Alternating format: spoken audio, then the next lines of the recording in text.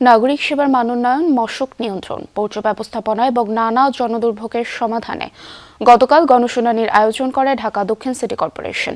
গণশুনানিতে নাগরিকরা জলাবদ্ধতা, ডেঙ্গু মশার প্রকোপ, অপর্যাপ্ত সড়কবাতি, ভাঙাচোরা রাস্তা, মাদক ও কিশোর গ্যাংয়ের উৎপাত, গ্যাস সংকট সহ নানা সমস্যার কথা তুলে ধরেন। জবাবে সংশ্লিষ্ট কর্মকর্তারা দ্রুত ব্যবস্থা নেওয়ার আশ্বাস দেন। Redefined. নগরবাসীর সমস্যা ও প্রত্যাশার কথা সরাসরি শুনতে রাজধানীর বাসাবোর ধর্মরাজিক বৌদ্ধ মহাবিহার অডিটোরিয়ামে গণশুনানির আয়োজন করে ঢাকা দক্ষিণ সিটি কর্পোরেশন। এতে অংশ নেন স্থানীয় বাসিন্দা, রাজনৈতিক নেতা, জনপ্রতিনিধি ও সিটি কর্পোরেশনের কর্মকর্তারা। নাগরিকরা খোলামেলাভাবে তুলে ধরেন তাদের দৈনন্দিন ভোগান্তির চিত্র। আমাদের এলাকায় জলাবদ্ধতা সৃষ্টি হয়। গণশুনানিতে উঠে আসে জলাবদ্ধতা, মশার উপদ্রব, মাদক, কিশোর গ্যাং সহ নানা সমস্যা। নগরবাসীদের অনেকেই অভিযোগ করেন বারবার কর্পোরেশনকে জানিয়েও সুফল পাচ্ছেন না তারা।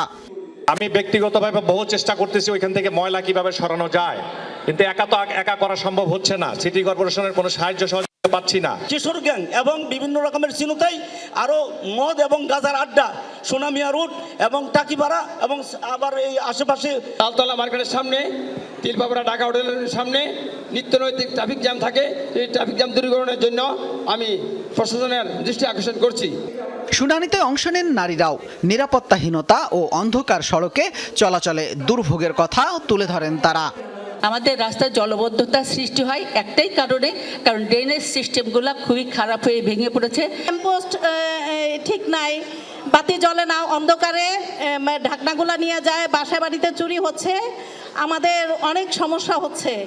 গণশুনানিতে প্রধান অতিথি ছিলেন রেল, সড়ক পরিবহন ও মহাসড়ক প্রতিমন্ত্রী হাবিবুর রশিদ হাবিব।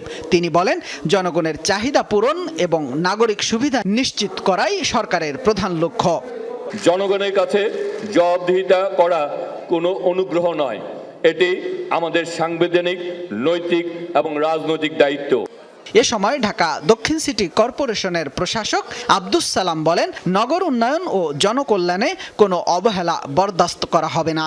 জন্ম নিবন্ধন, মশক নিধন এবং সড়কবাতি মেরামতে দায়িত্বপ্রাপ্তদের জবাবদিহিতার আওতায় আনারও হুঁশিয়ারি দেন তিনি। লাইট, বর্জ্য, জাতীয় সনদ, জন্ম নিয়ন্ত্রণ, মশক, এই ব্যাপারে কোনো অবহেলা নাই। যে সমস্ত এলাকায় শুনলাম আজকে লাইট নাই, যেখানে লাইট পোল আছে 1 সপ্তাহের মধ্যে সেখানে লাইট জ্বলতে হবে। এ সময় আব্দুস সালাম নগরবাসীকে সচেতন থেকে যেখানে সেখানে ময়লা না ফেলার আহ্বান জানান। শামীম রেজা, যমুনা নিউজ, ঢাকা।